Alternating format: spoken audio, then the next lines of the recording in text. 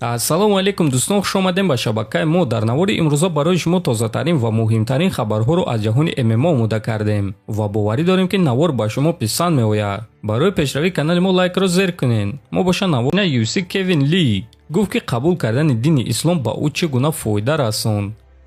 ман дини исломро қабул кардам ва дар ҳақиқат ҷои худро дар зиндагӣ пайдо кардам. ман бо ин бародарони мусалмон ҳамроҳ шудам, бо бисёр дигар мусалмонҳо суҳбат кардам ва мо бо онҳо дӯстӣ пайдо кардем. ман Али Абдулазизро аллакай тӯли чанд сол аст ки мешиносам. мо якҷоя тамрин мекардем ва якдигарро эҳтиром мекардем.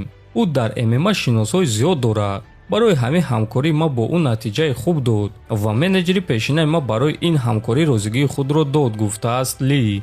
хотиррасон мекунем ки чанд моҳ пеш бисёри ҷангварони мусалмон Лоиқ Раҷабов, Мавсар Еулоев, Нурулло Алиев ва дигарон хабар доданд ки Кевин Ли мусалмон шудааст ва онҳо якҷоя намози ҷумъа хонданд. айни замон Кевин Ли ва дастаи ӯ бо ташкилоти ПФЛ гуфтушунидҳо гузаронида истоданд ва Кевин Ли нияти дар он ҷо баромад кардан дорад ва дар гран-при соли 2023 иштирок кардан мехоҳад. шаби гузашта менеҷери дастаи Ҳабиб Нурмагомедов Ризван Магомедов хабар дод ки Ҳабиб Нурмагомедов ба муҳорибаи Ислам Махаҷев зидди Александр Волконовский намеравад. Ҳабиб карьераи худро соли 2020 ба анҷом расонд. ӯ дар вақти зборҳо ва дар вақти муҳорибаи ҷангварони даста иштирок мекард. аз 12 моҳ 10 моҳ ӯ дар хона набуд, чунки доимо аз пушти ин зборҳо ва муҳорибаҳо буд. ва акнун Ҳабиб чунин қарор баровард ки вақти он расидааст ки бо оилаи худ вақт гузаронад, барои фарзандони худ вақт ҷудо кунад.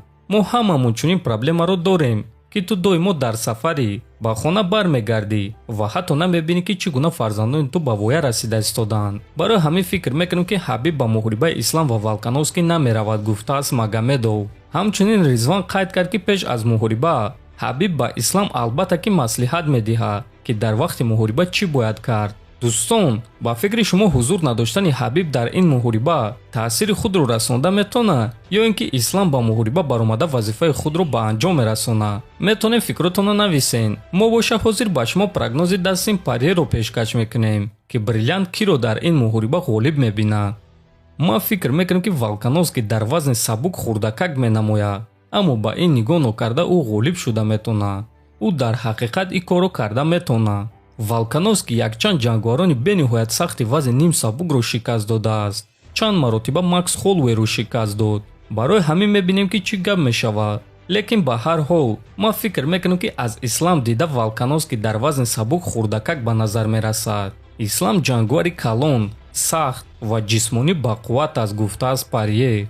дӯстон, дар ҳақиқат Волконовский ҷангвари бениҳоят сахт аст ва боз аз ҳама чизи муҳим он аст ки ӯ ба ғалабаи худ сахт боварӣ дорад ва чунин боварӣ албатта ки дар вақти муҳориба ба ту кӯмак мекунад.